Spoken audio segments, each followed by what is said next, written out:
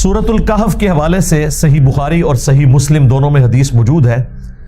ایک صحابی تھے اسید بن حضیر، عربی میں پڑھیں گے تو حضیر رضی اللہ تعالیٰ عنہ علیہ السلام. وہ ایک رات سورۃ الکہف کی تلاوت کر رہے تھے اور اسی دوران انہوں نے آبزرو کیا کہ ان کا گھوڑا بھدکنا شروع ہو گیا. جب انہوں نے نگاہ اٹھا کر دیکھا تو ایک بہت بڑا سایبان، بہت بڑا بادل وہ بالکل ان کے قریب آ چکا تھا، جس کی وجہ سے وہ گھوڑا بھدک رہا تھا اور قریب تھا کہ وہ ان کے بچے کو نقصان پہنچاتا جو پاس موجود تھا. پھر انہوں نے تلاوت روک دی. صبح کے وقت رسول اللہ سے ذکر کیا صلی اللہ علیہ وآلہ وسلم، تو آپ صلی اللہ علیہ وآلہ وسلم نے فرمایا کہ یہ اللہ تعالیٰ کی طرف سے سکینت تھی جو نازل ہو رہی تھی. ایک روایت میں یہ آیا بخاری مسلم کی، اور دوسری روایت میں آیا کہ وہ فرشتے تھے جو کہ تمہاری تلاوت سننے کے لیے آئے تھے، سورۃ الکہف کی تلاوت. اچھا، اس سے یہ بھی پتا چلا کہ صحابہ اکرام علیہم رضوان کو یہ نہیں پتا چلا کہ یہ فرشتے ہیں جو تلاوت سننے آئے ہیں. تو حضور باب تشائی کوئی نہیں جو یہ دعوے کرتے ہیں ہمیں حضرت خضر مل گئے، ہمیں حضرت جبرائیل مل گئے، اور پتہ نہیں کیا کیا باتیں کرتے ہیں، سب کچھ جھوٹ کے اوپر مبنی ہے. اور دوسرا، سورۃ الکہف کی فضیلت کا پتہ چلا کہ اس کی تلاوت سننے کے لیے فرشتے اترے، اور اس صحابی کی بھی فضیلت ہے کہ ان کی آواز میں اتنی اٹریکشن تھی کہ فرشتے ان کی تلاوت سننے کے لیے زمین کے بالکل قریب آ گئے. ایک اور حدیث ہے المستدرک للحاکم میں صحیح سند کے ساتھ کہ جو شخص جمعے کے دن سورۃ الکہف کی تلاوت کرتا ہے تو اگلے جمعے تک کے لیے اللہ تعالیٰ کی طرف سے اس کے لیے ایک نور مقرر کر دیا جاتا ہے. یعنی اسپیشلی وہ اللہ تعالیٰ کی پروٹیکشن میں، اس کی رحمت کی پروٹیکشن میں آ جاتا ہے جو سورۃ الکہف جمعے کے دن تلاوت کرتا ہے. اسی لیے جمعے کے دن کے جو اذکار ہیں، یعنی کہ درود شریف پڑھنا، یہ بھی ایک نفلی ذکر ہے. اسی طریقے سے فجر کی پہلی رکعت میں سورہ الف لام میم السجدہ پڑھنا اور دوسری میں سورہ الدہر پڑھنا بخاری مسلم میں آیا. درود شریف کا ذکر سنن نبی داؤد میں آیا. اسی طریقے سے بخاری مسلم میں آیا کہ جمعے کے جو دو فرض ہیں ان کی پہلی رکعت میں سورۃ الاعلیٰ، دوسرے میں سورۃ الغاشیہ. یہ سارے سنت اعمال ہیں. ویسے تو کوئی بھی سورت پڑھے نماز تو ہو جائے گی، لیکن یہ سنت اعمال ہیں، انہی میں یہ والا وظیفہ بھی شامل ہے. پھر اسپیسیفکلی ایک حدیث صحیح مسلم میں سورۃ الکہف کی پہلی 10 آیات سے متعلق ہے کہ جو پہلی 10 آیات حفظ کر لے گا، زبانی یاد کر لے گا، تو وہ دجال کے فتنے سے محفوظ ہو جائے گا. جامعہ ترمذی میں ایک حدیث ہے، اس میں پہلی 3 آیات کا ذکر ہے اور اس میں ذکر ہے جو روزانہ اس کی تلاوت کرے گا، لیکن وہ روایت شاذ ہے. یہ حدیث جو ہے اس کی صحت بالکل ٹھیک ہے، اور اس میں پہلی 10 آیات کا ذکر ہے حفظ کرنے کا. تو ظاہر ہے حفظ اسی کو ہوں گی جو پڑھے گا بھی، تو کم از کم روزانہ ایک دفعہ یہ 10 آیات پڑھ لینی چاہیے. مسلم شریف کی ایک اور حدیث میں آخری 10 آیات کا بھی ذکر موجود ہے، لیکن یہ پہلی 10 آیات والی بات جو ہے یہ زیادہ مضبوط ہے، کیونکہ صحیح مسلم میں ایک اور حدیث ہے جو دجال سے متعلق ایک تفصیلی حدیث ہے. اس میں اللہ کے محبوب صلی اللہ علیہ وآلہ وسلم نے فرمایا کہ جو کوئی بھی دجال کو پائے اپنے زمانے میں اور خدا نخواستہ اس کا آمنا سامنا ہو جائے، تو وہ سورہ الکہف کی پہلی 10 آیات کی تلاوت شروع کرتے تو اللہ تعالیٰ اسے اس فتنے سے بچا لے گا. قرات کے الفاظ ہیں، اس کی قرات کرنی ہے. لہذا بعض لوگوں کی جانب سے سورۃ الکہف کو اس حوالے سے پیش کرنا کہ جی اس کے مضامین کی گہرائی جب تک آپ کو پتہ نہیں چلے گی آپ دجال کے فتنے سے محفوظ نہیں ہوں گے، اور وہ گہرائی بھی پھر جب بیان کرنی شروع کرتے ہیں اتنے گہرے چلے جاتے ہیں کہ اتنا گہرا مواد نہ قرآن میں موجود ہوتا ہے، نہ سنت میں موجود ہوتا ہے، نہ اس کو سپورٹیو کوئی چیز موجود ہوتی ہے. ایسے ایسے عجیب و غریب رزلٹ اس میں سے نکالنا شروع کر دیتے ہیں. بس وہ مسلم شریف کی حدیث انہوں نے لے لی کہ جی پہلی 10 آیات فتنے سے بچنے کے لیے ہیں. اس کے بعد انہوں نے پھر وہ چابی ایسی استعمال کی کہ جو دل کیا انہوں نے تالا کھولنا شروع کر دیا، اگرچہ وہ قرآن و سنت میں موجود ہے یا نہیں ہے. بھئی سمپل سی بات ہے کہ مسلم شریف ہی کی دوسری حدیث میں آیا کہ جو دجال کو اپنے سامنے پائے تو ان 10 آیات کی تلاوت کرے، اللہ تعالیٰ فتنے سے بچا لے گا.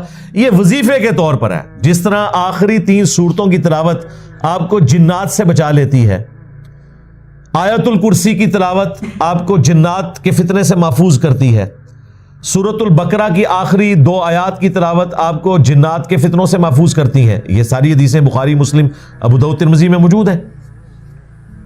صبح شام کے اذکار میں بھی میں نے ڈالی ہوئی ہیں. اسی طریقے سے یہ بھی ایک وظیفہ ہے تلاوت کرنے کے پوائنٹ آف ویو سے. اس کا مطلب کسی کو پتا ہے یا نہیں پتا، اور اس کے ساتھ جڑی ہوئی باقی چیزیں اس کو پتا ہے یا نہیں پتا، جو بھی اس کی تلاوت کرے گا اللہ تعالیٰ اسے دجال کے فتنے سے بچا لے گا انشاءاللہ تعالی. باقی دجال کے حوالے سے میں نے تفصیلاً مختلف مواقع کے اوپر گفتگو کی ہوئی ہے. جب سے یہ کنفلکٹ حماس کا اور اسرائیل کا شروع ہوا، دجال کا فتنہ لکھیں، امام محمد مہدی علیہ السلام لکھیں، حیات مسیح اور نزول مسیح لکھیں، تو میری کئی ایک ویڈیوز کھل جائیں گی. ان میں میں نے فتنہ دجال کو تفصیل سے ذکر کیا ہے. اس سے متعلقہ جتنی احادیث ہیں بخاری مسلم میں، اور عیسیٰ ابن مریم کے ذریعے اس فتنے کا خاتمہ قرب قیامت میں، وہ ساری کی ساری احادیث کور کی ہیں. بلکہ سورہ بنی اسرائیل کے سٹارٹ میں نے جب بنی اسرائیل کو ڈسکس کیا تھا اور ان کے 2 عروج اور 2 زوال کا ذکر کیا تھا، اور اسی کانٹیکسٹ میں جو آخری خلافت علی منہاج النبوہ آنی ہے امام محمد مہدی علیہ السلام کے ذریعے، اسے ڈسکس کرتے ہوئے میں نے کافی ساری چیزیں اس میں بیان کر دی تھی. آج اس کی تفصیل میں جانے کی ضرورت نہیں ہے. ان شارٹ یہ ہے کہ دجال ایک پرسنالٹی کا نام ہے جو کانا ہوگا.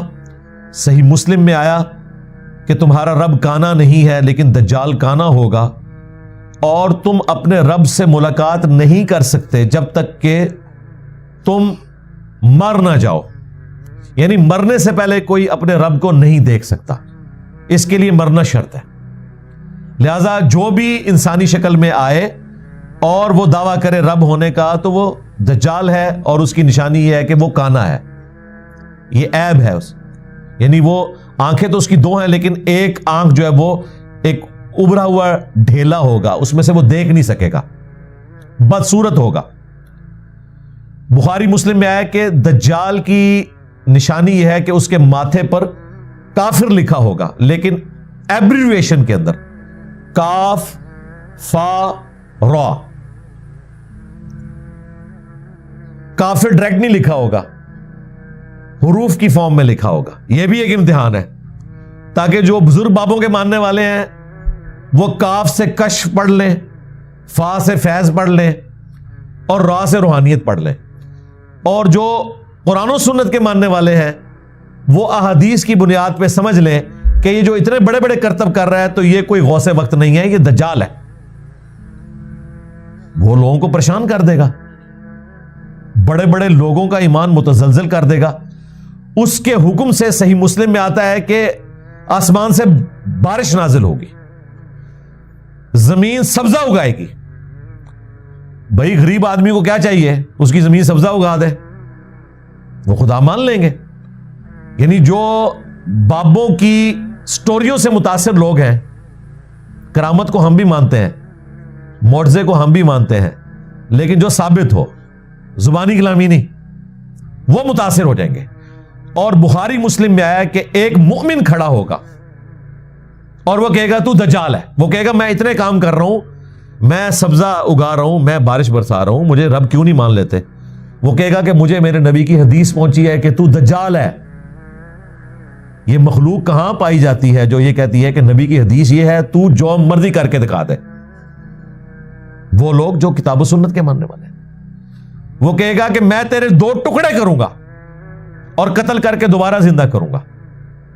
وہ قتل کر دے گا. بخاری مسلم کے الفاظ ہیں, اس کی لاش کے 2 ٹکڑے کر کے اس کے درمیان چلے گا, پھر وہ جوڑ کے زندہ کر لے گا اور کہے گا اب تو مان لے میں نے مردوں کو زندہ کر دیا, میں بھی عبد القادر جیلانی کا بڑا بھائی ہوں آج کے دور میں. وہ بھی کہانی, یہ سچی بات ہے, لیکن یہ آزمائش ہوگی. مسیح الدجال کیوں کہا گیا؟ دجل کہتے ہیں عربی زبان میں دھوکہ دینے کو, بہروپیہ. دجال بہروپیہ, جو اصل میں نہیں ہے, اصل مسایہ نہیں ہے, جعلی مسایہ. مسیح الدجال. اور اصل مسیح کون ہے؟ یسوع مسیح, عیسیٰ ابن مریم. وہ سچے مسیح ہیں, یہ جھوٹا مسیح ہوگا. سچے مسیح نے بھی مردے زندہ کیے, قرآن میں آیا. جھوٹا مسیح بھی مردہ زندہ کرے گا, بخاری مسلم میں آیا. لیکن اس کی خبر دے دی گئی کہ یہ نشانیاں, اس کے بعد کوئی اندھا بھی ہو وہ بھی پہچان لے گا کہ یہ وہی دجال ہے. لیکن کئی لوگ اس کے ساتھ اٹیچ ہو جائیں گے. اب وہ مومن جب دوبارہ سے زندہ ہوگا اور دجال اسے کہے گا کہ اب تو مان لے, وہ کہے گا کہ تیرے اس عمل نے میرے ایمان میں اضافہ ہی کیا ہے, کیونکہ نبی علیہ السلام نے فرمایا تھا کہ وہ ایک مومن کو قتل کر کے دوبارہ زندہ کرے گا اور دوبارہ اس کے قتل پر قادر نہیں ہوگا. اب تو مجھے دوبارہ نہیں قتل کر سکتا. اور واقعی وہ اس کے قتل پہ قادر نہیں ہوگا. پھر وہ اسے اٹھا کر اپنی دوزخ میں پھینک دے گا. اور نبی علیہ السلام نے کہا کہ وہ اصل میں جنت ہوگی, وہ بندہ سیدھا جنت میں لینڈ کرے گا, اور جو اس کے ساتھ جنت ہوگی وہ اصل میں جہنم ہوگی. پھر نبی علیہ السلام نے کہا کہ یہ اس زمانے کا سب سے بہترین شہید ہوگا, سید الشہداء.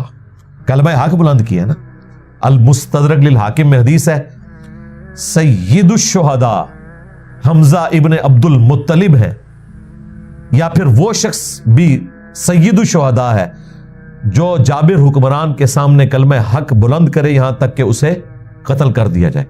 اسی حدیث کی وجہ سے ہم امام حسین علیہ السلام کو بھی سید الشہداء کہتے ہیں.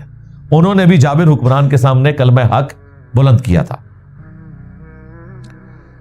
تو یہ دجال سے متعلق احادیث ہے. پھر مسلم شریف میں بڑی تفصیلی حدیث ہے کہ مقام لد کے اوپر عیسیٰ ابن مریم اسے قتل کریں گے نیزہ مار کر. وہ عیسیٰ ابن مریم کی وجہ سے بھاگے گا, کیونکہ عیسیٰ ابن مریم کی سانس کی وجہ سے اس کا جسم نمک کی طرح پگھلے گا. نمک کے اوپر ذرا سا بھی پانی ڈلے نا تو وہ پگھلنا شروع کر دیتا ہے, جس طرح گرمائش میں برف پگھلتی ہے. اب یہ سب کچھ روحانی طور پر ہو رہا ہے معاملہ, یہ ذہن میں رکھیے گا, کیونکہ دجال اتنا بڑا فتنہ ہے کہ اسے دنیا کی کوئی تلوار کوئی بم قتل نہیں کر سکتا. عیسیٰ ابن مریم اسے قتل کریں گے اللہ تعالیٰ کی غیر معمولی طاقت کی وجہ سے.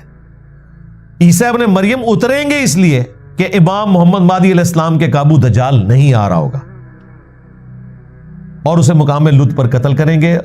اب لد ایک گاؤں تھا, آج بھی موجود ہے اسرائیل کے اندر, لیکن لوگوں کو نہیں پتا تھا پچھلے 1400 سال سے کہ اس گاؤں کا ذکر کیوں مسلم شریف میں آیا. بہرحال آلموسٹ 1960 میں جب اسرائیل نے اپنا تیسرا بڑا انٹرنیشنل ایئرپورٹ لد میں بنایا, اس گاؤں میں جا کے اتنا بڑا ایئرپورٹ, پھر لوگوں کو سمجھ آ گئی کہ یہ دجال کی تیاری شروع ہے. شاید اسرائیل کو خود بھی نہ پتا ہو, وہ تو ایک مسیح کے انتظار میں ہے کہ جو آ کے جا چکے عیسیٰ ابن مریم, اب وہ دجال کو مسیح مان لیں گے. این ممکن ہے کہ وہ اپنے کسی طیارے کے اوپر وہاں سے فرار ہو رہا اور عیسیٰ ابن مریم اسے جا کے قتل کر دیں, اسی ایئرپورٹ پہ وہ پکڑا جائے. بیچارہ تو نہیں کہنا چاہیے, وہ منحوس دجال جو ہے وہ اپنے ہوائی جہاز میں بھی سوار نہ ہو سکے اور عیسیٰ ابن مریم اسے قتل کر دیں.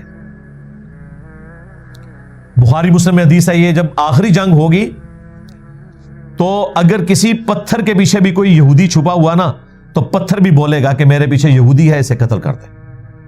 سوائے ایک جھاڑی کے, بہت بڑی وہ جھاڑی ہے, آلموسٹ درخت نما ہے, غرقد.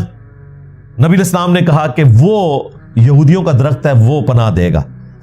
وہ اتنی بڑی جھاڑی ہے اس علاقے میں, اور ابھی تو بہت زیادہ انہوں نے کاشت کی ہے. ان کو تو خیر نہیں پتا کہ وہ اس وجہ سے کر رہے ہیں, بہرحال وہ اس وجہ سے کر رہے ہیں کہ وہاں پر وہی جھاڑی اگ سکتی ہے. لیکن ظاہر ہے کہ ہر چیز پھر ریلیٹ ہوتی چلی جاتی ہے. تو نبی علیہ السلام نے کہا کہ وہ درخت ان کو پناہ دے گا, باقی کوئی درخت, کوئی پتھر پناہ نہیں دے گا. پتھر میں سے بھی آواز آئے گی, اے مسلم, میرے پیچھے یہودی ہے, اسے قتل کرتے. اے بریلوی دیوبندی اہل حدیث شیعہ نہیں, اے مسلم. اور یہ میدان جنگ کی بات ہے, یہ نہیں ہے کہ عام حالت میں بھی مسلمانوں نے یہودیوں کو قتل کرنا ہے یا یہودیوں نے مسلمانوں کو قتل کرنا ہے. اس کے علاوہ بھی کئی احادیث ہیں. مشکات کی 3 جلد میں آپ وہ ساری ایک جگہ پڑھ سکتے ہیں. مسلم شریف میں بھی آلموسٹ اینڈ پہ جا کے دجال سے متعلق آلموسٹ 50 کے قریب احادیث ہیں, وہ آپ کو ایک جگہ قرب قیامت کی علامتوں میں مل جائیں گی. تو اس سے متعلق آپ کو ساری چیزیں پتہ چل جائیں گی. ان شارٹ یہ ہے, اس کے لیے کوئی مشکل ویڈیوز, مشکل لیکچرز سننے کی ضرورت نہیں ہے. بس سورۃ الکہف کی پہلی 10 آیات یاد کریں, روزانہ تلاوت کریں, ان کا ترجمہ بھی پڑھیں, وہ سمجھیں, وہ ایک بہترین چیز ہے. لیکن اس فتنے سے بچنے کے لیے آپ نے یہ 10 آیات تلاوت کرنی ہے. ویسے تو فتنے کے اگینسٹ اللہ کی پناہ مانگنی چاہیے کہ فتنہ سامنے آئے ہی نہ, لیکن خدا نہ خواستہ اگر ایسا معاملہ ہو تو سورۃ الکہف کی پہلی 10 آیات ہر مسلمان کو یاد ہونی چاہیے. کوئی مشکل کام نہیں, روزانہ آپ یہ 10 آیات کی تلاوت شروع کر دیں, 1 ہفتے کے اندر آپ کو یاد ہو جائے گی. کوئی مشکل کام نہیں ہے. اور پھر روزانہ 1 دفعہ پڑھتے رہیں تاکہ آپ کو یاد رہے, ایک وظیفے کے طور پر بھی. اور پھر قرآن کے ہر حرف کے اوپر ایک نیکی بھی ہے. جامع ترمذی میں حدیث ہے کہ میں نہیں کہتا کہ الف لام میم یہ ایک حرف ہے, بلکہ یہ 3 حرف ہیں. الف الگ سے ہے, لام الگ سے, اور میم الگ سے. تینوں پہ 10-10 نیکیاں ہیں, 30 نیکیاں. اور الف لام میم یہ تو وہ حروف ہیں جن کا معنی بھی نہیں بتایا گیا, تب بھی اس کے اوپر نیکی ہے. تو اس کو تلاوت کرنا یہ ایک الگ سے ثواب کا کام ہے. اور دجال سے بچنے کے لیے پہلی 10 آیات کا حفظ ہونا یہ ہر مسلمان کے لیے ضروری ہے, وہ ضرور حفظ کرے. سورۃ الکہف کا جو مرکزی ٹاپک ہے وہ دنیا پرستی کی مذمت ہے, اسی لیے اسے دجال کے ساتھ لوگ ریلیٹ کرتے ہیں. ایک تو مسلم شریف کی احادیث کی وجہ سے کہ پہلی 10 آیات دجال سے بچنے کے لیے. دوسری ریزن یہ ہے کہ سورۃ الکہف کا مرکزی ٹاپک یہ ہے کہ دنیا کی زندگی عارضی ہے. دنیا کی زندگی کی جو آرائش ہے یہ آپ کو دھوکے میں مبتلا کرے گی, لیکن اس کی وجہ سے آپ نے دھوکے میں نہیں آنا, آخرت اورینٹڈ رہنا ہے. یہ ایک دجل ہے, ایک فریب ہے, اسی لیے دجال کے ساتھ ریلیٹڈ ہے.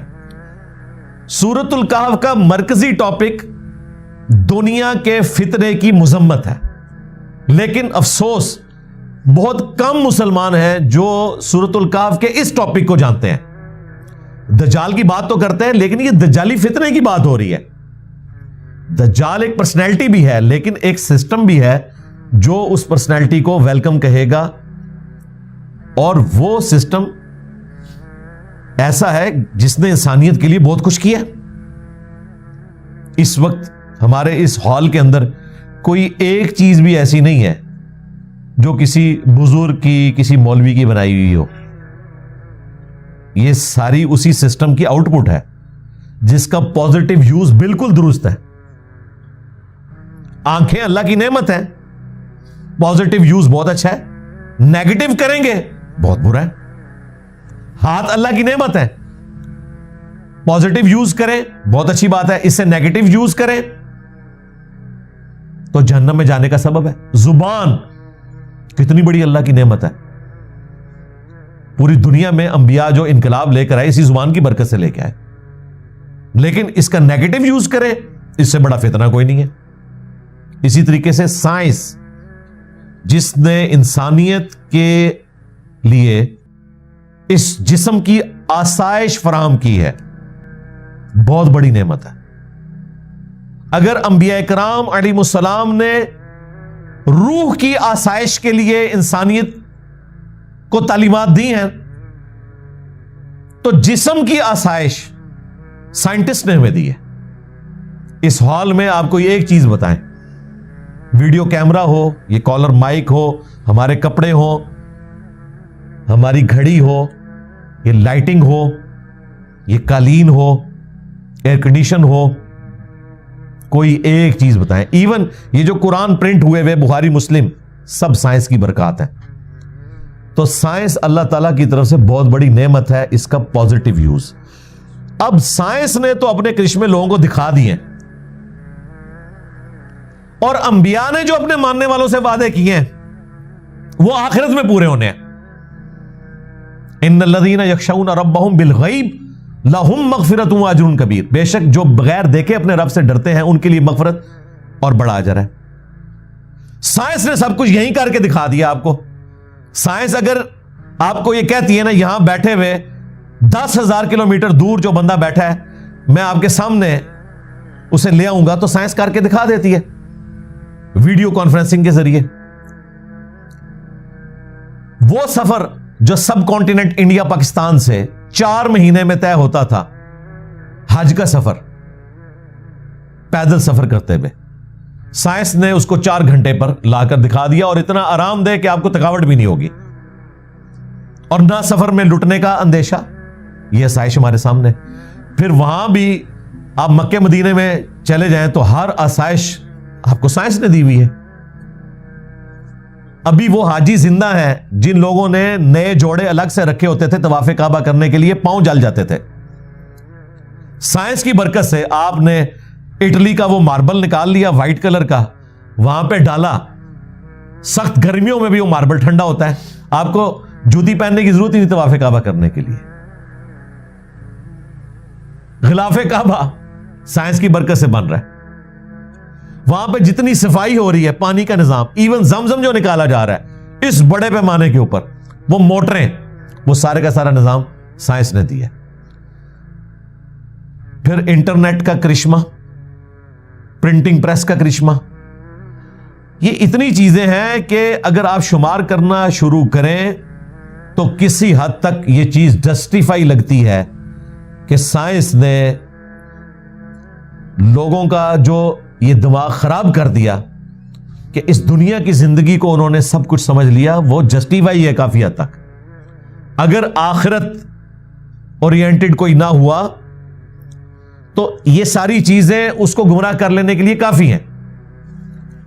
یہی دجالی سسٹم ہے کہ مادے کی آنکھ کھلی ہوئی ہے اور روحانیت کی آنکھ بند ہے. دجال کی بھی ایک آنکھ ہے. سمبولک بھی ہے یہ بات، فزیکلی ایک پرسنالٹی بھی ہے اور ایک سسٹم بھی ہے. ہم سائنس کے مخالف نہیں ہیں. ہم نہیں کہتے کہ جی وہ دجال کی بائیں آنکھ جو ہے وہ یوں ہے تو دائیں والی یوں ہو جائے، یا دائیں ہے تو بائیں ہو جائے. ہم کہتے ہیں دونوں آنکھیں چاہیے. ہمیں ریویلڈ نالج بھی چاہیے، وحی کا علم بھی، اور ایکوائرڈ نالج بھی، سائنس کا علم بھی. ان دونوں کو ملا کر انسانیت کی بہتری ہوگی. روح کی غذا انبیاء پرووائڈ کرتے ہیں، اور جسم کی غذا، آسائش ہمیں سائنس پرووائڈ کر رہی ہے. اگر وہ جرمن سائنٹسٹ امونیا نہ ایکسٹریکٹ کرتا اور ہمیں کھاد نہ ملتی تو آج دنیا بھوک سے ہی مر جاتی. 8 سے 100 سال پہلے دنیا کی آبادی آلموسٹ 1 ارب تھی، آج 8 ارب ہو چکی ہے. اگر زمین وہی کچھ پیدا کر رہی ہوتی تو یہ 7 ارب لوگ تو بھوکے مر جاتے. آج مشینیں نہ ہوتی تو انسان ننگے پاؤں پھرتے. کتنے موچی آپ لے کر آتے جو آپ کی جوتیاں بناتے. تو یہ سائنس نے سب کچھ کر کے دکھایا آپ کو. اس لیے پھر لوگ اسی کے اندر گم ہو جاتے ہیں اور اسی کو سب کچھ سمجھ لیتے ہیں. یہ دنیا کا فتنہ ہے جس میں آپ مبتلا ہو رہے ہیں. دنیا ہماری ضرورت ہے لیکن اپنے اوپر سوار نہیں کرنی. اس کو آپ مثال سے سمجھیں، کشتی نے پانی پہ ہی چلنا ہے. پانی اس کی ضرورت ہے لیکن پانی کشتی کے اندر نہیں آنا چاہیے. سائنس ہماری ضرورت ہے، دنیا کی آسائشیں ہماری ضرورت ہیں، لیکن اس کو ہم اپنے اوپر اتنا سوار نہ کریں کہ ہماری کشتی ڈوب جائے اور آخرت بھی برباد ہو جائے. تو اس کو بیلنس کر کے چلیں. جو مولوی بالکل دنیا کی مذمت کے اوپر بات کرتے ہیں ان کے رہن سہن میں کوئی بھی دنیا کی ایسی آسائش نہیں ہے جو انہوں نے خود چھوڑی ہوئی ہو. تو وہ تقریر کرتے ہوئے تو اچھے نہیں لگتے نا. میں اگر یہ باتیں کر رہا ہوں تو میں اچھا لگتا ہوں کہ میں نے سبسسٹنس لیول کے اوپر چیزیں حاصل کی ہیں دنیا سے, لیکن اپنی آسائش کو اس لیول پہ نہیں لے کے گیا کہ اپنی آخرت ہی برباد کر لوں. تو آپ کو یہ باتیں سننے کو ملیں گی, دجالی نظام, اور 24 گھنٹے اس کا نفع حاصل کر رہے ہیں, واٹس ایپ کی شکل میں, اسمارٹ فون کی شکل میں, ایئر فلائٹس کی شکل میں, ٹورز کی شکل میں, بڑی بڑی گاڑیوں کی شکل میں. کون سا فائدہ جو ان لوگوں نے حاصل نہیں کیا؟ تو یہ مکمل طور پر سائنس کی برکات کو آپ کنڈیم نہیں کریں گے. یہ اللہ تعالیٰ کی طرف سے نعمتیں ہیں جو اللہ تعالیٰ نے عطا کی ہیں انسانیت کو. کل یوم ہوا فی شان, ہر آنے والا دن اللہ تعالیٰ کی نئی شان لوگوں کے سامنے لے کر آ رہا ہے. آج سولر انرجی نے دنیا کی کایا کلب کر دی ہے. دنیا پریشان تھی کہ 2050 تک پیٹرول ختم ہو جائے گا زمین سے, پھر ہم کیا کریں گے؟ آج کہہ رہے ہیں نہیں جی 2050 نہیں, 2030 میں ہی ختم کر دیں. سولر انرجی زیادہ بہتر ہے.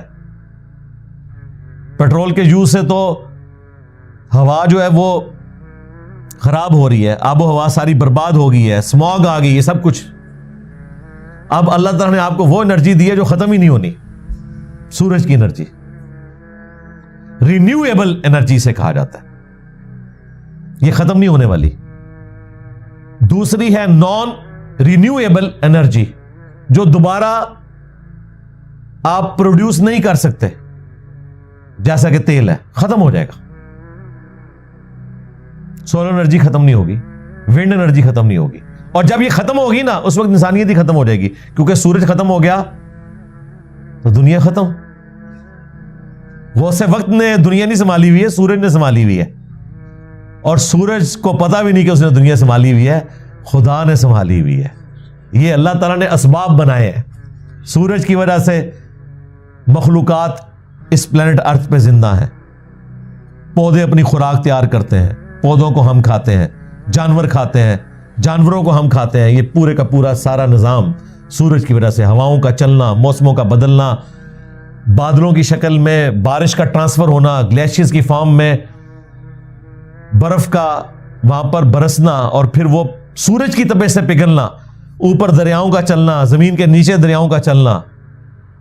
اللہ اکبر کبیرہ والحمد للہ کثیرہ وسبحان اللہ بکرۃ واصیلا. تو اس چیز نے لوگوں کو پھر فتنے میں مبتلا کر دیا کہ جی سائنس نے تو سب کچھ کر کے دکھا دیا ہے, انبیاء تو صرف وعدے کر کے گئے ہیں. لیکن جو اس سائنس کے ذریعے خدا اورینٹڈ ہو جاتے ہیں, انہیں پتا چل جاتا ہے کہ یہ کائنات جس نے بنائی ہے تو بنا کے چھوڑ نہیں دی. اس میں جو ہارمنی ہے وہ کلیئر کٹ اشارہ کرتی ہے, ایک مقصد کے تحت بنی ہے, اور وہ مقصد کیا ہے اسے انبیاء بتاتے ہیں. وہ آ کر کلیم کرتے ہیں کہ یہ دنیا کی زندگی عارضی ہے, اس سے نفع اٹھاؤ, یہ حدود اللہ ہے, انہیں نہیں توڑنا, آخرت کی تیاری کرنی ہے. اس لیے سورۃ الکہف کے حوالے سے جو دجال کا فتنہ جڑا ہوا ہے وہ اس فارم میں ہے, نہ کہ یہ ہے کہ وہ 5 ریڈ ہائفر اسرائیل نے منگوا لی اور ادھر دنیا پریشان ہوگی کہ جی وہ دجال نکلنے والا ہے. کیوں جی؟ اسرائیل نے 5 وہ سر گائے منگوا لی ہیں. یعنی قرآن و حدیث کوئی نہیں پڑھتا, اسرائیل گائے منگوا لے, ان کو ٹینشن پڑ جاتی ہے دجال کہیں نکل ہی نہ آئے. قرآن و سنت کے اوپر کوئی عقیدہ نہیں ہے. جو کوئی باہر سے بات سنتے ہیں اس کے پیچھے چلنا شروع کر دیتے ہیں. تو یہ مرکزی ٹاپک ہے. باقی 3 انٹرسٹنگ واقعات ہیں سورۃ الکہف کے اندر. ان کی وجہ سے سورۃ الکہف عوام الناس میں مشہور ہو گئی ہے. اصل جو اس کا مرکزی ٹاپک ہے وہ ہے دنیا کے فتنے کی مذمت اور اس کا علاج, جو دجالی فتنہ ہے. وہ 3 واقعات کون سے؟ وہ نبی صلی اللہ علیہ وآلہ وسلم سے یہودیوں نے سوال پوچھے تھے 3. نمبر 1, اصحاب الکہف کون ہے اور ان کا کیا واقعہ ہے, وہ بیان ہوا. اسی کی نسبت سے اس سورت کا نام سورۃ الکہف ہے. الکہف کہتے ہیں غار کو, کیو کو. غار والوں کا وہ قصہ ہے جو یہاں تفصیل سے بیان ہوا، وہ انشاءاللہ تعالی ہم نیکسٹ کلاس کے آغاز میں مکمل بیان کریں گے اور اس سے متعلقہ آیات کو کور کریں گے۔ دوسرا حضرت موسیٰ علیہ السلام اور خضر علیہ السلام کا واقعہ ہے۔ یہ لفظ ہے خضر، ویسے اردو میں ہم خضر بھی بول دیتے ہیں۔ خضر علیہ السلام کا واقعہ، اس کو صوفیاء نے اپنے حق میں استعمال کیا، اس کے اوپر میری الگ سے ویڈیوز ریکارڈ ہیں، انشاءاللہ اس قرآن کلاس کے اندر بھی جب وہ واقعہ آئے گا میں تفصیل سے گفتگو کروں گا۔ اور تیسرا واقعہ ہے ذوالقرنین بادشاہ کا اور ان کا یاجوج اور ماجوج، دو فساد پھیلانے والے قبیلوں کو ایک دیوار کے پیچھے قید کرنے کا۔ یہ تین واقعات ہیں، یہ زیادہ مشہور ہیں، لیکن اصل چیز جو تھی وہ دجالی فتنہ، جس میں مبتلا ہو کر آپ آخرت سے روگردانی کر لیں گے، وہ اس کا مرکزی ٹاپک ہے۔ وہ آپ کو سٹارٹ میں ہی اندازہ ہو جائے گا، بیچ میں مثالیں بھی آئیں گی اور کنکلوژن بھی اسی کے اوپر جا کر ہوگی انشاءاللہ تعالی۔ پھر اس سورت کی ایک خصوصیت ہے کہ جو ہماری ٹریڈیشن ہے اسلام کی، اس کے اندر جو الفاظ سلوگنز ہم بولتے ہیں نا، وہ اس سورت کے اندر سارے آ گئے ہیں۔ مثلا الحمدللہ، ہم اللہ کا شکر ادا کرتے ہیں، جب بھی کسی نعمت کا ذکر کرتے ہیں ہم کہتے ہیں الحمدللہ، تو اس سورت کا آغاز الحمدللہ سے ہو رہا ہے۔ پھر مستقبل میں کوئی کام کرنا ہوتا ہے تو ہم کہتے ہیں انشاءاللہ، تو یہ ورڈ بھی اس سورت میں آئے گا انشاءاللہ۔ پھر کسی نعمت کو دیکھ کر خوش ہوتے ہیں اور خدشہ ہوتا ہے کہ نظر نہ لگ جائے، تو ہم کہتے ہیں ماشاءاللہ، جو اللہ نے چاہا، وہ بھی صورت میں آ جائے گا۔ پھر شیطان کے فتنے سے بچنے کے لیے لا حول ولا قوت الا باللہ، نہیں ہے طاقت نیکیاں کرنے کی اور نہ ہمت ہے گناہوں سے بچنے کی مگر اس کی توفیق سے، تو وہ بھی مختصر شکل میں اس میں آئے گا لا قوت الا باللہ۔ اس کے علاوہ قرآن حکیم کا سینٹر بھی اسی صورت میں آگے ہو جاتا ہے۔ وَلْيَتَلَطَّفْ، یہ قرآن کا وہ ورڈ ہے جو حروف کے اعتبار سے سینٹر ہے قرآن کا، بالکل ایگزیکٹ سینٹر میں ہے یہ ورڈ۔ حروف کے اعتبار سے آدھا قرآن اس کے شروع میں ہے اور آدھا اس کے بعد ہے، اور سینٹر جو ورڈ ہے وَلْيَتَلَطَّفْ، اور یہ بھی بالکل سینٹر میں ہو جاتا ہے۔ یہ لفظ جو ہے اس کا بھی اپنا سینٹر ہے، یہ قرآن حکیم کا سینٹر ہے، اسی لیے آپ کو یہ ورڈ قرآن حکیم کے اندر تھوڑا بڑی شکل میں لکھا ہوا نظر آئے گا کہ یہ سینٹر ہے قرآن حکیم کا۔ پھر اس میں قصہ آدم اور ابلیس کے اندر جو ایک یونیورسل ٹروتھ تھا وہ صرف قرآن میں یہیں پر آیا ہے، باقی اس کے علاوہ بھی 6 جگہ پہ قصہ آدم اور ابلیس آیا ہے، سورۃ البقرہ میں، سورۃ الاعراف میں، سورۃ الحجر میں، سورہ صاد کے اندر، سورہ بنی اسرائیل کے اندر۔ لیکن یہاں پر اللہ تعالیٰ نے وہ ٹروتھ ریویل کیا کہ شیطان فرشتہ نہیں تھا بلکہ جن تھا۔ کان من الجن ففسق عن امر ربی، وہ جنوں میں سے تھا اس لیے اپنے رب کی نافرمانی کی۔ باقی 7 جگہ آپ پڑھ لیں، آپ کو یوں ہی لگے گا گویا کہ وہ فرشتہ تھا اور ایسا فرشتہ جس نے نافرمانی کی۔ یہ ایک واحد مقام ہے قرآن حکیم میں کہ اگر یہ نہ ہوتا تو قرآن حکیم کی یہ ایمبیگوٹی آپ دوری نہیں کر سکتے تھے، لہذا قرآن کا ایک صفحہ بھی نکال دیا جائے تو یہ کتاب پرفیکٹ نہیں رہے گی، اس میں بھی کوئی ایسی بات موجود ہوگی جو ہماری ہدایت کے لیے ضروری ہے۔ پھر اس کے اینڈ پہ جا کے وہ شعراء افاق آیت آئے گی کہ اگر زمین کے سارے سمندر سیاہی بن جائیں اور اللہ تعالیٰ کے کلمات لکھنا شروع کریں تو یہ سمندر ختم ہو جائیں گے، اس کے کلمات ختم نہیں ہوں گے۔ سبحان اللہ وبحمدہ عدد خلقہ ورضا نفسہ وزنۃ عرشہ ومداد کلماتہ۔ بلکہ سورہ لقمان میں تو آیا کہ زمین کے سارے درخت اگر ان کی کلمے بنا لی جائیں اور یہ سارے سمندر سیاہی بن جائیں اور 7 سمندر اور بھی اس میں شامل کر لیں، تب بھی تیرے رب کے کلمات ختم ہونے والے نہیں۔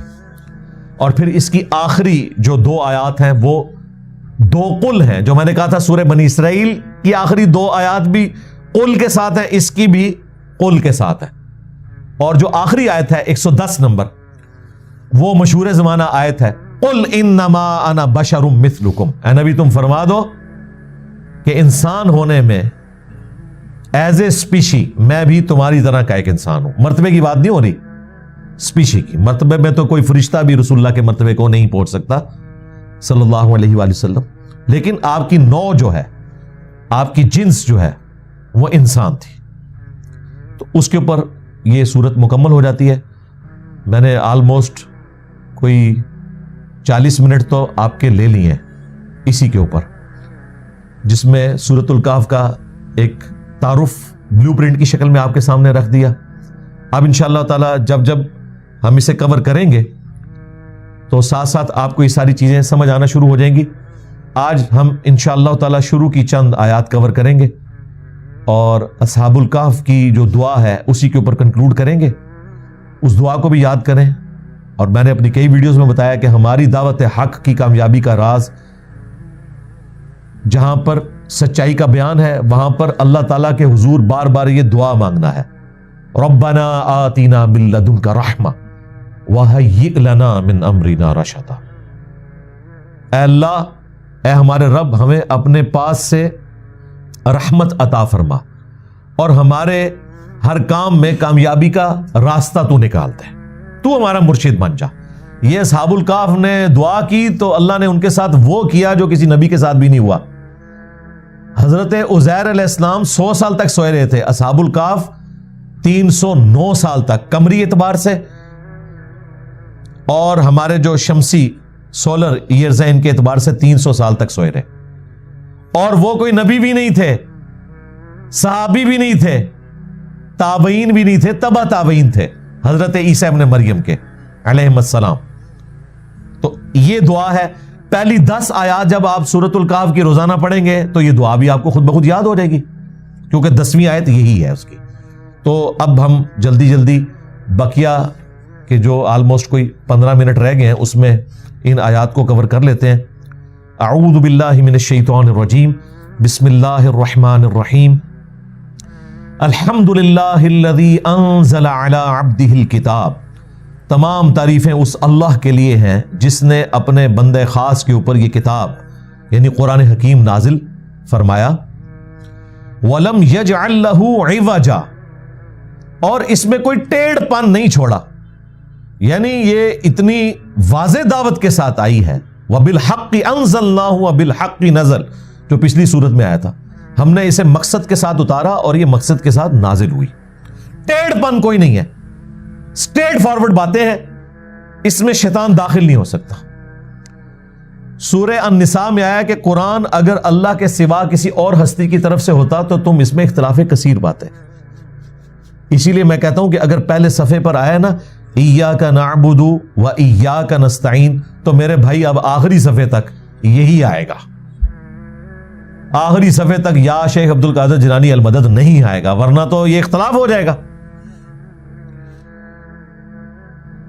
قیما لینذر بأسا شدیدا، یہ ایسی عدل پر قائم رہنے والی کتاب ہے کہ جو سخت عذاب سے ڈرانے والی ہے۔ عذاب کون سا؟ آخرت کا۔ ظاہر ہے نافرمانوں کے لیے آخرت کے عذاب کا ذکر اس کتاب میں موجود ہے، اور ساتھ ہی سائملٹینیس کنٹراسٹ بھی آیا گیا۔ قیما لینذر بأسا شدیدا من لدن، اللہ تعالیٰ کی طرف سے وہ عذاب سخت آنے والا ہے، آخرت کی جواب دہی۔ اللہم اجرنا من النار، آمین۔ وَيُبَشِّرَ الْمُؤْمِنِينَ، اور بشارت ہے اہل ایمان کے لیے، یہ ساتھ ہی آ گیا، یعنی ڈر سنانا ہے اہل ایمان کو بھی لیکن نافرمانوں کو بالخصوص کہ اپنا قبلہ درست کر لو، اور بشارت ہے اہل ایمان کے لیے الذین یعملون الصالحات ان لہم اجرا حسنا، اور یہ اہل ایمان وہ ہیں جنہوں نے نیک اعمال کیے، ہاں، دودھ پینے والے مجنو نہیں بلکہ اعمال کرنے والے لوگ، اللہ کو ماننے والے نہیں، اللہ کی ماننے والے بھی۔ کو ماننا بھی ضروری ہے اور کی ماننا بھی ضروری ہے۔ ان لہم اجرا حسنا، کہ ان کے لیے ہے بہت ہی بڑا اجر، بہترین اجر قیامت کے دن۔ پوری قرآن کی دعوت کا خلاصہ ہی ہے۔ تو اب یہ فکر آخرت کی بات ہو رہی ہے نا، یہ دجالی فتنے کے اگینسٹ دنیا کے فتنے کی آگاہی کہ آپ نے دنیا کی زندگی میں ڈوب نہیں جانا، آخرت اورینٹڈ رہنا ہے۔ دیکھ لیں اس کی جڑ شروع کی آیات میں ہی آ گئی ہے، اب مزید آگے آئے گی بات۔ ماکثین فیہ ابدا، اور وہ جنت ایسی ہے جس میں وہ ہمیشہ ہمیش رہیں گے۔ وَيُنذِرَ الَّذِينَ قَالُوا اتَّخَذَ اللَّهُ وَلَدًا، اور یہ کتاب ڈر سناتی ہے بالخصوص ان لوگوں کو بھی کہ جنہوں نے شرک اس لیول کا کیا کہ وہ کہتے ہیں کہ اللہ نے بیٹا جنا، نعوذ باللہ۔ اسپیسیفکلی ظاہر ہے یہ مشرکین عرب کے بارے میں ہے، مکی صورت ہے۔ وہ فرشتوں کو اللہ کی بیٹیاں کہتے تھے۔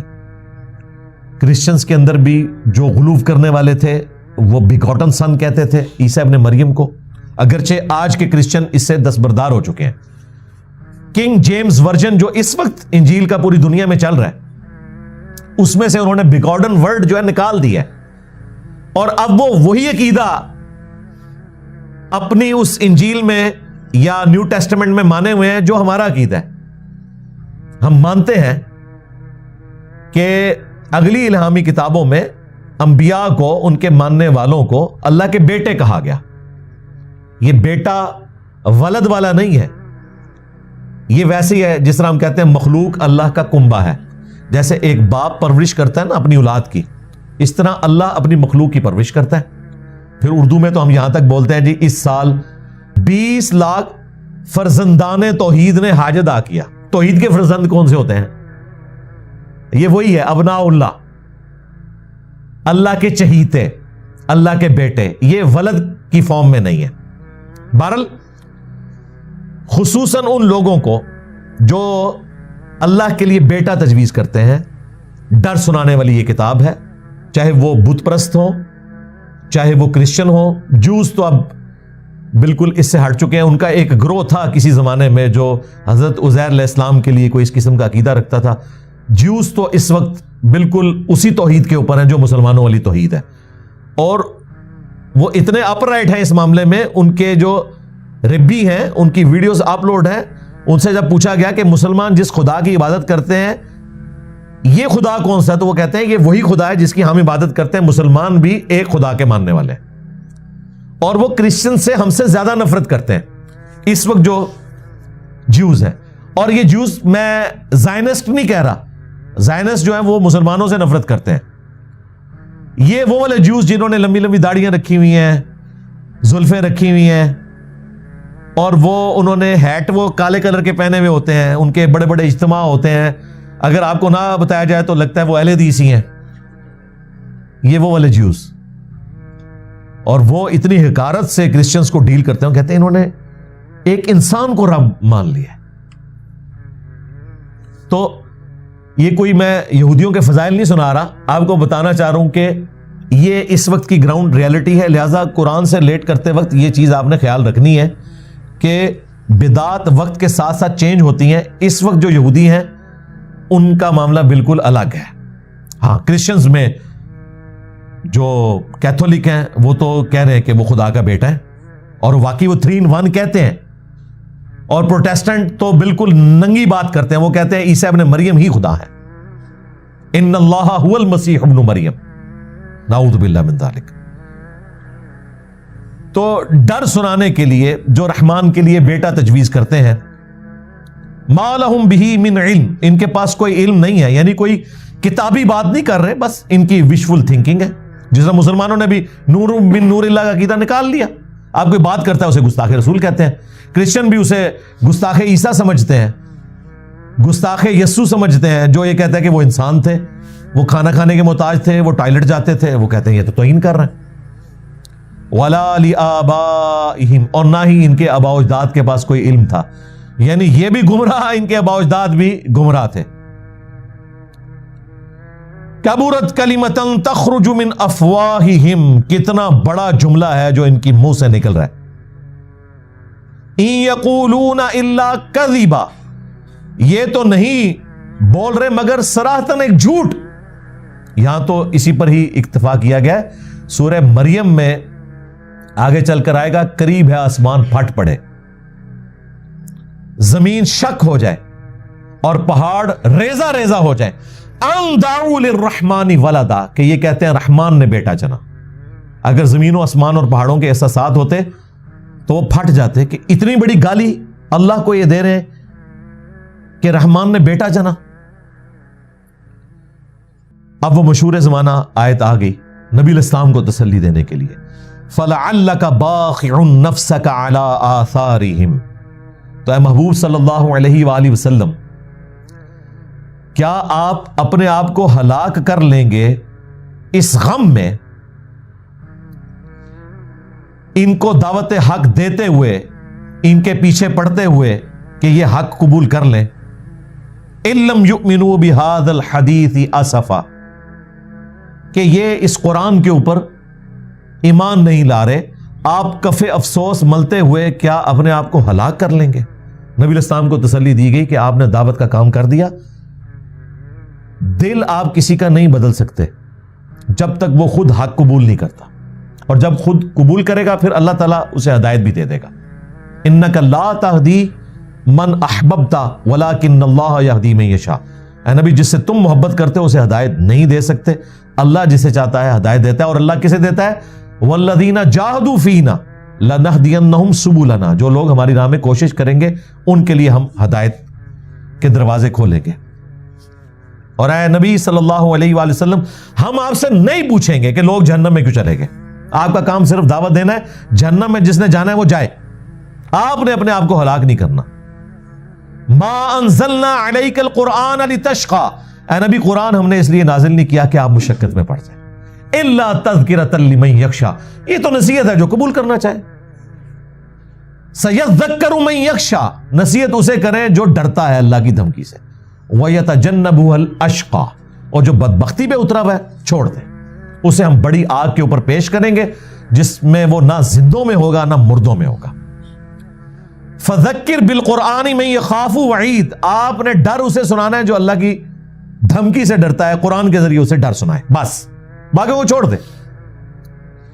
انا جعلنا ما علی الارض زینۃ لها لنبلوہم ایہم احسن عملا. بے شک ہم نے زمین پہ جتنی بھی آسائش کی زینت کی چیزیں بنائی ہیں نا، تو یہ صرف اس لیے کہ تاکہ ہم آزمائیں تم میں سے کون اچھے اعمال کرتا ہے. یہ وہ دنیا کا فتنہ، اس زینت میں ڈوب نہیں جانا، یہ دجالی فتنہ ہے. بچ کے رہنا، ایسا نہ ہو کہ اپنی آخرت برباد کر بیٹھو. یہ جو تمہیں رونق نظر آ رہی ہے دنیا کی، سائنس کی برکت سے یا اللہ تعالیٰ نے جو نعمتیں پیدا کی ہیں ان کا جو جائز یوز ہے وہ تو درست، لیکن اس میں ڈوب کر آخرت سے غافل نہیں ہونا. یہ ہم نے ساری رونق اس لیے لگائی ہے تاکہ آزمائیں تم میں سے کون اچھے اعمال کرتا ہے. الذی خلق الموت والحیات لیبلوکم ایکم احسن عملا. وہاں پر آیا کہ زندگی اور موت کا یہ جو نظام پیدا کیا اس لیے تاکہ جانچے کہ کون اچھے اعمال کرتا ہے. پھر سورہ ہود میں آیا کہ زمین و آسمان کو ہم نے اس لیے پیدا کیا کہ تمہیں جانچا جائے. یعنی اللہ تعالیٰ نے سب سے زیادہ سیریس لیا ہوا ہے ہمیں، اور ہم نے سب سے زیادہ نان سیریس لیا ہوا ہے گاڈ کو. کتنی حیران کن بات ہے. پوری کائنات انسان کے لیے پیدا ہوئی ہے اور انسان اللہ کے لیے. وما خلقت الجن والانس الا لیعبدون. جنوں اور انسانوں کو اللہ نے پیدا کیا عبادت کے لیے. یہاں پر یہ جتنی رونقیں نظر آ رہی ہیں نا، یہ اس لیے تاکہ تمہیں جانچا جائے کہ ان رونقوں میں ڈوب کے ہم سے غافل تو نہیں ہو جاتے. ہم اپنے پیغمبروں کو بھیج رہے ہیں، یہ کتاب بھیجی ہے، یہ تمہاری آزمائش ہے. رہنا اسی دنیا میں ہے، ہاں رہبانیت اختیار نہیں کرنی، پتے پہن کے جنگلوں میں نہیں جانا، یہیں پر رہنا ہے. بیوی بچوں کے حقوق پورے کرنے ہیں، ماں باپ کے حقوق پورے کرنے ہیں. یہ تمہارا امتحان ہے، امتحان سے بھاگ کر نہیں جانا. یہ رونق تمہارا امتحان ہے. اولاد اور مال کو بھی فتنہ کہا گیا ہے قرآن میں، بیویاں بھی فتنہ ہے، یعنی آزمائش. وَإِنَّا لجاعلون ما علیہا صعیدا جرزا، اور بے شک ایک وہ وقت آنے والا ہے کہ جو کچھ زمین کے اوپر ہے اسے ہم بالکل فلیٹ کر دیں گے، چورا چورا کر دیں گے. یعنی یہ ساری زینت ختم ہو جائے گی. آخرت کا دن، قیامت کا دن، سب کچھ ختم، ساری رونقیں ختم. پھر آخرت شروع ہوگی. پھر ہوگا وہ یوم التغابن، ہار اور جیت کے فیصلے کا دن. جیتا وہ جو اس دن جیت گیا، اور ہارا وہ جو اس دن ہار گیا. اللہ نے کہا یہ ساری رونقیں دیکھ رہے ہو، یہ ختم ہو جائیں گی، کچھ بھی نہیں رہے گا، فلیٹ زمین ہو جائے گی. یہاں پر یہ ٹاپک مکمل ہوا دنیا پرستی کی مذمت کا. اب آیت نمبر 9 سے اصحاب الکہف کا ذکر شروع ہو رہا ہے کہ اصحاب الکہف اللہ تعالیٰ کی بڑی بڑی نشانیوں میں سے ایک نشانی ہے. تم یہ سمجھتے ہو، جبکہ اللہ کے ہاں تو یہ ایک معمولی چیز ہے.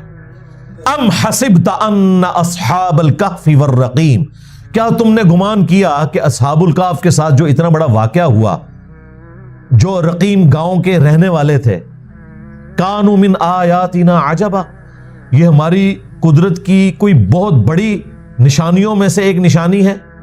نہیں، اللہ تو اس سے بڑے کام کر رہا ہے. کائنات میں ہر چیز معجزہ ہے، لیکن ہم عادی ہو چکے ہیں.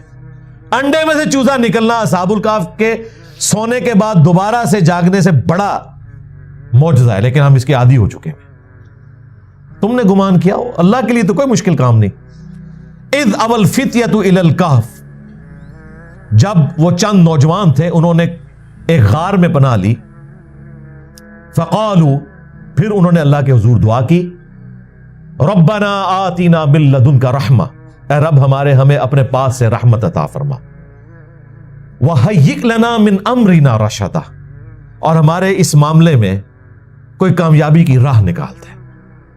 پھر وہ کیا راہ نکلی؟ اللہ تعالیٰ نے ان کے ساتھ وہ کام کیا، وہ کرامت فرمائی جو کسی نبی کے ساتھ بھی معجزہ نہیں ہوا. حالانکہ وہ نہ نبی تھے، نہ صحابی تھے، نہ تابعی تھے، تبع تابعین میں سے تھے عیسیٰ ابن مریم کے. وہ انشاءاللہ تعالی اصحاب الکہف کا مکمل واقعہ میں اگلی دفعہ سٹارٹ میں کور کروں گا. اس کے بعد پھر ہم انہی آیات کو آگے لے کے چلیں گے. بہرحال یہ 10 آیات یاد کر لیں جو میں نے آج کور کی، اور ان میں بھی یہ جو 10ویں آیت ہے اس کو اپنی دعاؤں میں شامل کریں. خواہ وہ آپ تشہد میں دعا مانگ رہے ہوں یا عام حالت میں، یہ 2 دعائیں آپ نے نہیں چھوڑنی. ربنا آتنا فی الدنیا حسنہ وفی الآخرۃ حسنۃ وقنا عذاب النار، اور ربنا آتنا من لدنک رحمہ وہیئ لنا من امرنا رشدا. یہ ہیئ لنا پڑھنا ہے، اسے آگے حمزہ ہے، جھٹکے سے پڑھی جائے گی، ہیئ. ٹھیک ہے، جس طرح کل یوم ہوا فی شأن، یہ وہی والا جھٹکا ہے. اور تیسری دعا جو بخاری مسلم میں آئی کہ 4 چیزوں کے فتنے سے آپ نے اللہ کی پناہ مانگنی ہے. اللہم انی اعوذ بک من عذاب جہنم ومن عذاب القبر ومن فتنۃ المحیا والممات ومن شر فتنۃ المسیح الدجال. دیکھ لیں اس میں بھی آیا ہے کہ عذاب قبر سے، جہنم سے، اور زندگی اور موت کی آزمائش کا جو فتنہ ہے وہی فتنہ دجالی، اور بڑے دجال کے فتنے سے بھی اے اللہ ہم تیری پناہ میں آتے ہیں. آمین. اللہ تعالیٰ سے دعا ہے جو حق بات میں نے کہی اللہ تعالیٰ ہمارے دلوں میں راسخ فرمائے.